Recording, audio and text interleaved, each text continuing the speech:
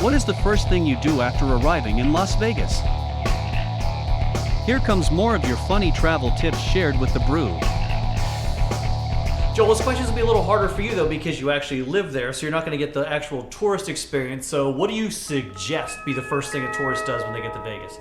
First of all, you can't do Vegas all at once. So the first thing, most tourists are going to walk out of the plane, see a slot machine like 10 feet off the gate, like right there. And then you got bars and restaurants and liquor stores in the airport. It's great.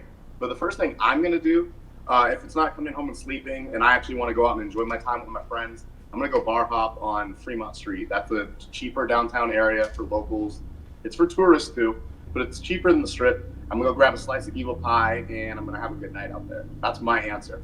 But you can't even just you can't see everything on Fremont in one trip, or you can't see everything on the Strip on one trip. So there's so many good answers, and everything's basically 24/7 still. Yeah, those are a lot of good answers. You know the first thing I do when I land in Vegas? I need a men's room. I've been on the flight for so long, I gotta go to the can. Like, I've been on, crossing the country. But, yeah, I know it's a cheap answer. Fascinating answer. Fascinating, yeah. I love your Fremont Street answer, but my other recommendation is as soon as I check in at a hotel after traveling all that time, I need to go to a video poker bar and at least have a drink. You know, put a 20 in video poker, at least have a cocktail. They'll comp you as long as you put the 20 in, at least on a video poker bar. So once I get at least that one in, then I'm ready to get my night going. And I do love Fremont Street, as you know. In fact, when I usually come to town, I spend the first half of my trip on Fremont Street, then the second half I spend on the Strip because they're two different experiences. The Strip's a little more commercial. Fremont Street's a little bit more rough, a little bit more old school gaming. So I like that. I like the older part of Vegas. And usually meet me on Fremont Street and then have a drink and then out and about from there. I usually meet Joe at the airport. That's why I can verify that he's telling the truth. You've met me at the airport too, and I've already had a few cocktails on me before. Yeah. He's ready to go.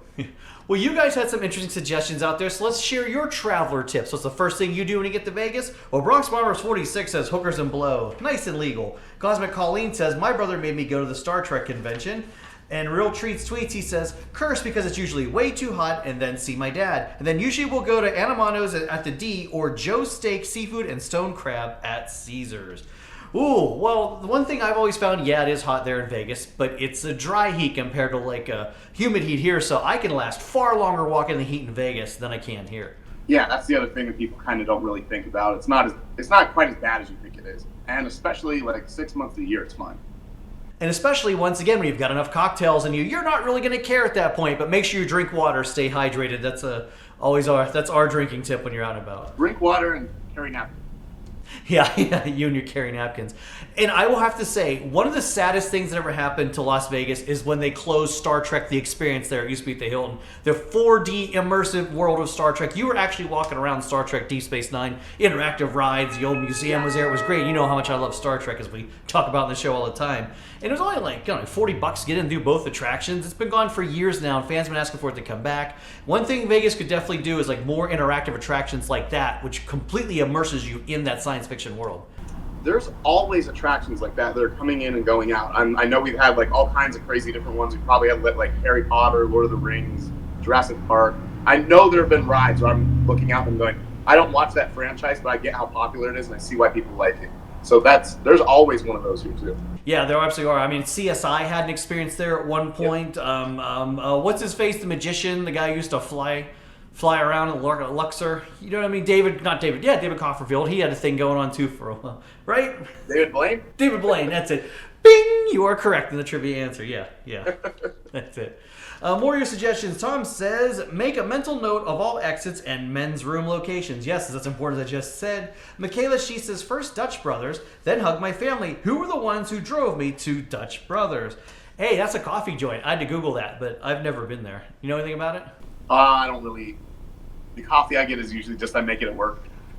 I don't know, but there's a lot of coffee shops, so yeah, good answer. Yeah, it's definitely a locals one. I don't think it's a good way to start your day if you're gonna have a full day in Vegas too.